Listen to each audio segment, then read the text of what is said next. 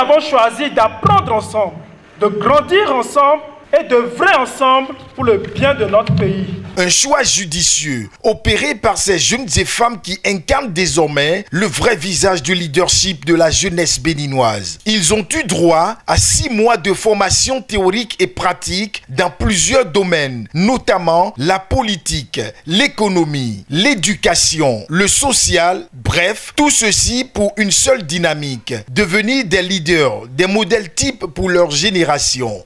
6 mois après avoir été édifiés à la lumière de l'histoire politique de notre pays, une fois après avoir été imprégnés du fonctionnement et des difficultés des institutions républicaines, nous sommes conscients des enjeux liés à la gestion de notre pays. La radioscopie de l'économie béninoise, quant à elle, nous a donné une vue panoramique de l'économie de notre pays et des leviers qui permettent d'améliorer les conditions de vie et de travail de notre population. Aussi, avions-nous eu, au cours de cette belle aventure, à réfléchir sur les maux minant le système éducatif et l'employabilité des jeunes au Bénin, tout cela à la lumière des riches communications des experts dont nous saluons du haut de cette tribune la qualité et les compétences brillamment partagées avec nous. Cet événement significatif, empreint de solennité, a permis aux jeunes leaders de cette 10e promotion JLB 2023 de recevoir leur parchemin de fin de formation. À l'occasion, ils ont été encouragés à persévérer dans leur engagement et leur détermination pour la préservation de la paix, de la démocratie sociale, de la liberté et du leadership. À mes jeunes frères et sœurs, je pourrais vous dire que c'est le début d'un long cheminement. Tout ce que vous avez reçu, vous avez sûrement commencé par les assimiler. Mais c'est sur le terrain que vous aurez à utiliser toutes ces notions que vous avez reçues. C'est sur le terrain également que vous allez vous confronter aux difficultés non seulement professionnelles, mais également de militantisme. À vous, chères jeunes sœurs, je voudrais vous dire que vous devez doublement vous armer.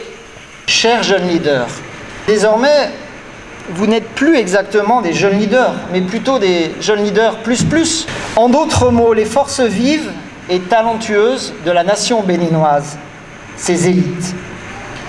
Vous avez été, durant ce programme de formation, si j'ai bien compris, en prise permanente avec les réalités de votre pays.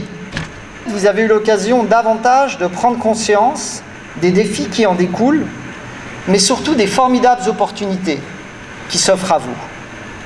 À vous désormais de relever ces défis, de saisir ces opportunités, afin de contribuer encore davantage, et c'est votre responsabilité, au développement de votre beau pays, le Bénin. Le programme Jeunes Leaders du Bénin, mis en place par la Fondation Friedrich Ebert depuis 2014, a pour mission de former et de forger des jeunes capables d'impacter positivement leur communauté. Une cérémonie rehaussée par la présence du ministre d'État chargé du développement et de la coordination de l'action gouvernementale du Bénin. Le leadership que je souhaite pour vous et pour notre pays, c'est le leadership d'exemplarité contagieuse pour tous vos camarades, pour toutes vos promotions. Cela demande bien sûr que vous soyez solidaires dans le travail, unis dans la diversité et patriotes dans l'âme. Cela nécessite également une planification et une organisation puisque l'avenir se construit aujourd'hui. Vous devez vous préparer et vous aguerrir davantage. Pour vous préparer le chemin, le ministère que j'ai en charge, dont j'ai la responsabilité aujourd'hui, a lancé il y a quelques jours le processus de formulation de la vision nationale à l'horizon 2060. Ainsi, 2060 se planifie aujourd'hui et votre apport compte grandement pour notre pays. J'en appelle donc à votre sens d'engagement pour ne point rester en marge de cette œuvre qui va voir émerger le Bénin que nous voulons en 2060.